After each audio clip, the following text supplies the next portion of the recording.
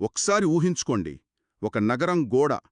ఆ గోడకి తలలేని ఒక రాజు శవాన్ని మేకులతో కొట్టి వేలాడదీశారు. అతని కుమారుల శవాలను కూడా. ఇదొక రాజ్యం పతనానికి చివరి అత్యంత ఘోరమైన దృశ్యం. ఈరోజు మనం ఇశ్రాయేలు మొదటి రాజైన సౌలు కథ ముగింపును పరిశీలిస్తున్నాం. ఒకప్పుడు ప్రజలచేత ఎంతగానో ఆరాధించబడిన ఒక నాయకుడు ఇంతటి దారుణమైన అవమానంతో తన ప్రయాణాన్ని ఎలా ముగించాడు?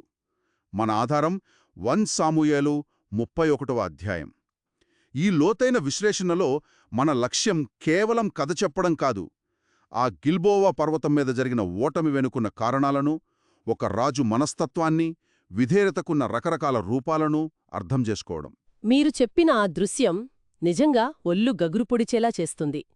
ఎందుకంటే ఇది కేవలం ఒక యుద్ధం ముగింపు కాదు. ఇది ఒక నాయకుడి వానసత్వం మీద జరిగిన దాడి. అతని మరణం తర్వాత కూడా అతన్ని అవమానించాలని శత్రువులు ఎందుకు అంతగా ప్రయత్నించారు? మరోవైపు ఎలాంటి అధికారం, సైన్యం లేని కొంతమంది సామాన్య ప్రజలు తమ ప్రాణాలను పణంగా పెట్టి ఆ రాజు గౌరవాన్ని కాపాడటానికి ఎందుకు ముందుకు వచ్చారు? ఈ 2 విపరీతమైన స్పందనల మధ్య ఉన్న సంఘర్షణే ఈ కథకు ఆత్మలాంటిది. సరే, అయితే ఆ యుద్ధభూమి నుంచే మన విశ్లేషణ మొదలుపెడదాం. దృశ్యం గిల్బోవా పర్వతం. అవును. ఒకవైపు ఫిలిషియుల శక్తివంతమైన సైన్యం, మరోవైపు ఇశ్రాయేలీలు.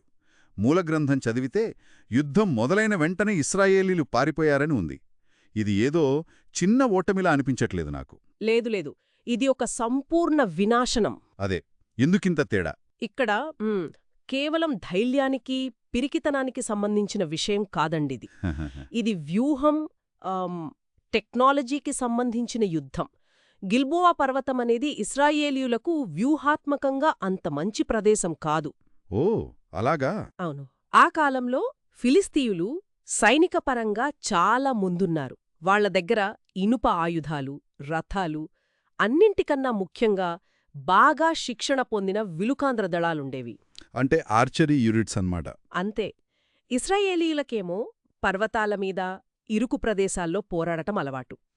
కాని ఫిలిస్తీయులు దూరం నుంచే బాణాలతో దాడిచేసి వాళ్ల సైన్యాన్ని చెల్లచెదురు చేసేశారు. అందుకే ఇశ్రాయేలీలు పారిపోయారు అనే మాటకు వెనుక ఒక టెక్నాలజికల్ గ్యాప్ ఉంది. అంటే ఇది ఒక అసమైన పోరాటం. ఈ పెద్ద విపత్తు మధ్యలోనే కథ ఒక వ్యక్తిగత విషాదం వైపు మళ్లుతుంది. అవును. ఫిలిస్తీయులు కేవలం సైన్యాన్ని ఓడించడంతో ఆగలేదు. వాళ్లు సౌలును, అతని కుమారులను ప్రత్యేకంగా లక్ష్యంగా చేసుకున్నారు. నిజమే, వాళ్ల టార్గెట్ అదే. వాళ్లను వెంబడించి సౌలు కుమారులైన యోనాతాను, అబినాదాబు, మెల్కీషువలను చంపేశారు. ఒకే రోజు, ఒకే యుద్ధంలో ఒక రాజు తన 3 వారసులను కోల్పోవడం, ఇది ఊహించడానికే కష్టంగా ఉంది. అది కేవలం ఒక తండ్రికి కలిగిన నష్టం కాదు. ఒక రాజ్య భవిష్యత్తుకే గొడ్డలిపెట్టు. ప్రాచీన రాచరిక వ్యవస్థలలో వారసులు అంటే రాజ్యానికి కొనసాగింపు కదా. అవును, వాళ్లే కదా నడిపించాల్సింది. వాళ్లు లేకపోతే రాజ్యం అస్థిరంగా మారుతుంది. అంతర్యుద్ధాలు కూడా రావచ్చు. యోనాతాను లాంటి సమర్థుడైన యోధుడు కాబోయే రాజు చనిపోవడమంటే ఇజ్రాయేలు యొక్క ఆశ కూడా చనిపోయినట్లే. ఈ దెబ్బతో ఇజ్రాయేలుకు రాజులేడు, వారసులు లేరు. ఇది ఓటమిని రెట్టింపు విషాదంగా మార్చేసింది. రాజ్యం కూలిపోయింది, వారసులు చనిపోయారు. పరిస్థితి ఇంతకంటే దారుణంగా ఉండదని మనం అనుకుంటాం. కాని సౌలు వ్యక్తిగతంగా ఎదుర్కొన్న పరిస్థితి, అతని చివరి క్షణాలు, అవి ఈ కథకు అసలైన మానసిక లోతునిస్తాయి. అవును. యుద్ధంలో అతను తీవ్రంగా గాయపడ్డాడు. ఆ విలుకాంగ బాణాలు అతన్ని బాగా గాయపరిచాయి. ఇక బతికే అవకాశం లేదని అతనికి స్పష్టంగా అర్థమైపోయింది. ఆ క్షణంలో అతని ఆలోచనలు చూడండి. అతను చావుకు భయపడటం లేదు. లేదస్సలేదు. అతను అవమానానికి భయపడుతున్నాడు. అవును. అతను తన ఆయుధాలు మోసే సేవకుడిని పిలిచి ఒక విచిత్రమైన కోరిక కోరాడు. ఏమని? సున్నతిలేని ఈ ఫిలిష్టీయులు వచ్చి నన్ను పొడిచి, నన్ను అపహాస్యం చెయ్యకుండా నువ్వే నీ కత్తితో నన్ను పొడువు. ఈ మాటలో ఒక నాయకుడి మనస్తత్వానికి సంబంధించిన ఒక ముఖ్యమైన విషయం కనిపిస్తుంది. కొన్నిసార్లు అవమానం భయం, మరణభయం కంటే శక్తివంతమైనది. నిజమే. శత్రువుల చేతిలో బందీగా చిక్కి, వాళ్లు పెట్టే చిత్రహింసలు అనుభవించి, వాళ్ల విజయానికి ఒక ప్రదర్శన వస్తువుగా మారడం కంటే తన సొలిత మనిషి చేతిలో గౌరవంగా చనిపోవాలనుకున్నాడు. అది అతని గర్వానికి, అదే సమయంలో అతని నిస్సహాయతకు కూడా నిదర్శనం. అయితే ఇక్కడ ఆసక్తికరమైన విషయమేంటంటే, ఆ ఆయుధాలు మోసే సేవకుడు రాజు ఆజ్ఞలు తిరస్కరించాడు. అవును, మిక్కిలి భయపడెను అని గ్రంథంలో ఉంది. ఎందుకు భయపడ్డాడు? రాజును చంపినందుకు తర్వాత ప్రజలు శిక్షిస్తారని భయపడ్డాడా? కాదు, అతని భయం వేరే. అంటే ఆ సేవకుడికి రాజు ఆజ్ఞ కంటే దైవభయమే ఎక్కువైందనమాట. ఇక్కడ విధేయతకు సంబంధించిన ఒక వైరుధ్యం కనిపిస్తోంది కదా. ఖచ్చితంగా. రాజుకు విధేయుడుగా ఉండాలా లేక దేవునికి విధేయుడుగా ఉండాలా అనే సంఘర్షణలో అతను చిక్కుకున్నాడు. అంతే. ఎందుకంటే ఆ కాలంలో రాజు కేవలం ఒక పాలకుడు కాదు. దేవునిచేత అభిషేకించబడిన వ్యక్తి. అవును, అతనిపై చెయ్యి చేసుకోవడం దేవుడిపై చెయ్యి చేసుకోవడంతో సమానం. అది మహాపాపం. అందుకే రాజు ఎంత బ్రతిమాలినా ఆజ్ఞాపించినా ఆ సేవకుడు ఆ పని చెయ్యలేకపోయాడు. ఈ చిన్న సంభాషణలో ఒక పెద్ద నైతిక సంఘర్షణ దాగి ఉంది. చివరికి సేవకుడు నిరాకరించడంతో సౌలు తన కత్తిని నేలపై నిలబెట్టి దానిమీద తనేపడి ఆత్మహత్య చేసుకుంటాడు. ఒకప్పుడు ఇశ్రాయేలును ఏకం చేసిన రాజు ఇప్పుడు ఒంటరిగా నిస్సహాయంగా ప్రాణాలు విడిచాడు. ఆ విషాదం అక్కడితో ఆగలేదు. రాజు తన కత్తిమీద పడి చనిపోవడం చూసిన ఆ సేవకుడు తను కూడా అదేవిధంగా తన కత్తిమీద పడి చనిపోతాడు. అవును. ఇది చూస్తే ఇది గుడ్డి విధేయత లేక రాజు లేని జీవితం తనకు వ్యర్థమనిపించిందా అనిపిస్తుందా?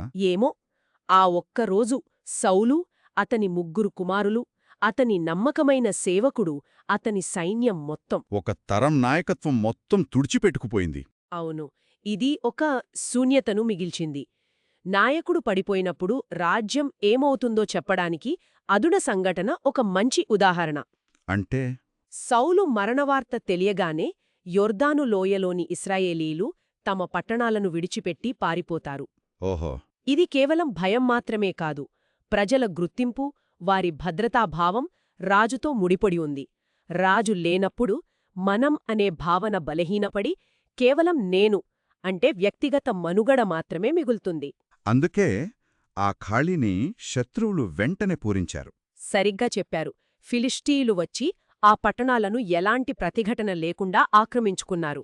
అధికారం చేతులు మారింది. కాని కథ ఇక్కడి నుండి మరింత క్రూరంగా, భయంకరంగా మారుతుంది. మరుసటి రోజు? అవును, మరుసటి రోజు ఫిలిష్టీయులు చనిపోయిన వారి వస్తువులను దోచుకోవడానికి యుద్ధభూమికి వస్తారు. అక్కడే గిల్బోవ పర్వతం మీద పడి ఉన్న సౌలు, అతని కుమారుల శవాలను కనుగొంటారు.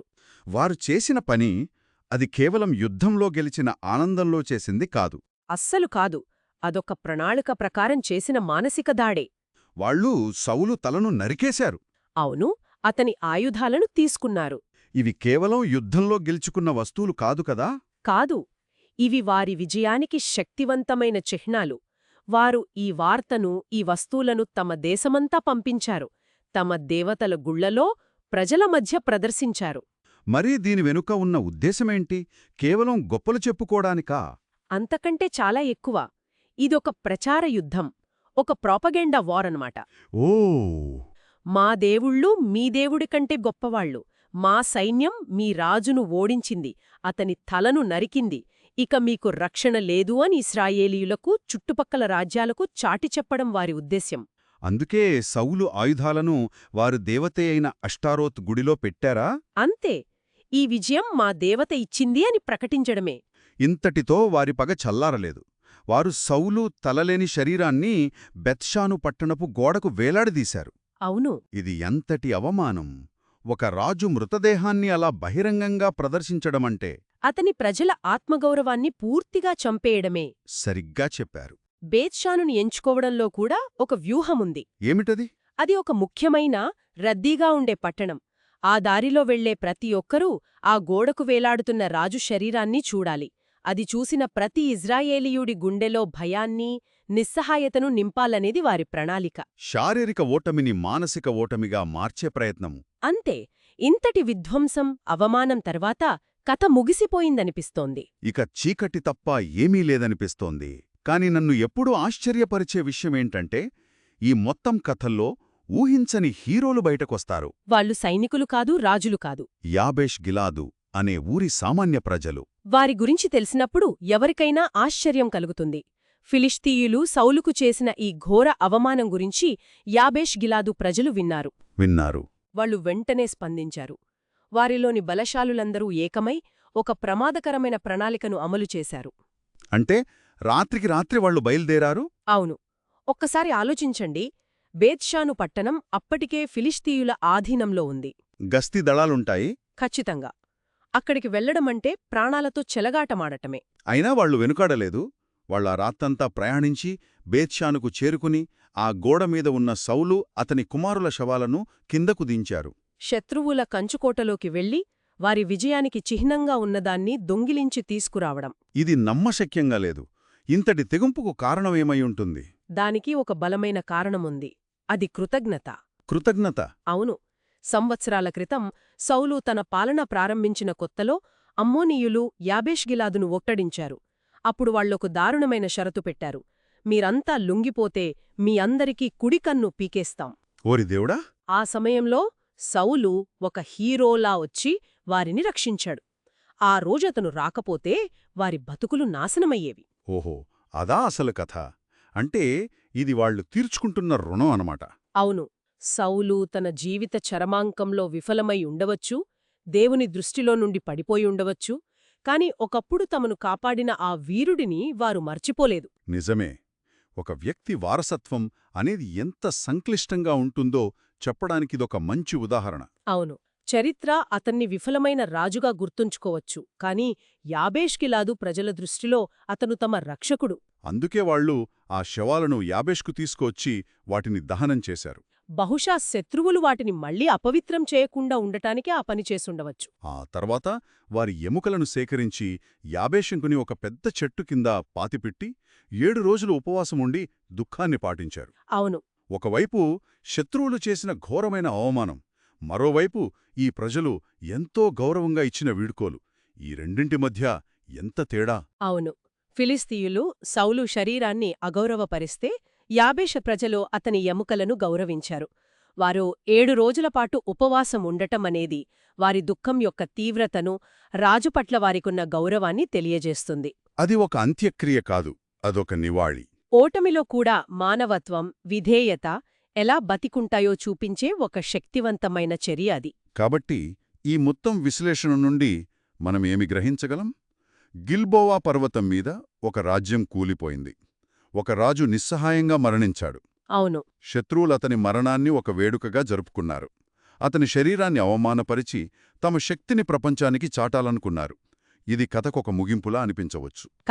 కాని అదే చీకట్లో కొందరు ధైర్యవంతులు తమ రాజు గౌరవాన్ని కాపాడటానికి ప్రాణాలకు తెగించారు. ఈ కథ కేవలం ఒక రాజు ఎలా చనిపోయాడు అనే దాని గురించి మాత్రమే కాదు, అతని మరణం తర్వాత అతని వారసత్వాన్ని ఇతరులు ఎలా చూశారు అనే దాని గురించి. అవును, 2 కోణాలు. శత్రువుల దృష్టిలో అతను ఓడిపోయిన రాజు, అవమానించాల్సిన ఒక వస్తువు. కాని యాబేషు ప్రజల దృష్టిలో అతను తమను రక్షించిన నాయకుడు, గౌరవించాల్సిన వ్యక్తి. ఈ 2 భిన్నమైన దృక్కోణాలు ఒకే వ్యక్తి యొక్క వారసత్వం ఎంత విభిన్నంగా ఉండగలదో చూపిస్తాయి. ఈ చర్చ నుండి శ్రోతలను ఒక ఆలోచనతో వదిలివేద్దాం. ఒక రాజు పాలన ఆత్మహత్య మరియు ఓటమితో ముగిసింది. అతని శరీరం శత్రువులచే అవమానించబడింది. ఇది చరిత్ర పుస్తకాలలో పెద్ద అక్షరాలతో రాయబడే వాస్తవం. అవును, అదొక ఫ్యాక్ట్. అయినప్పటికీ ఒక చిన్న సమూహం యాబేష్ గిలాదు ప్రజలు అతనికి గౌరవప్రదమైన అంత్యక్రియలు చేయడానికి సర్వస్వాన్ని పణంగా పెట్టారు. బహుశా ఈ సంఘటన చరిత్రలో ఒక చిన్న ఫుట్నోటుగా మాత్రమే మిగిలిపోవచ్చు.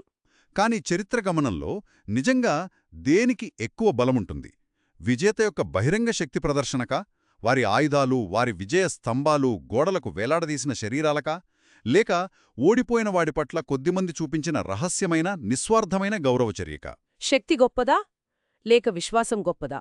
ఈ ప్రశ్న గురించి ఆలోచించండి.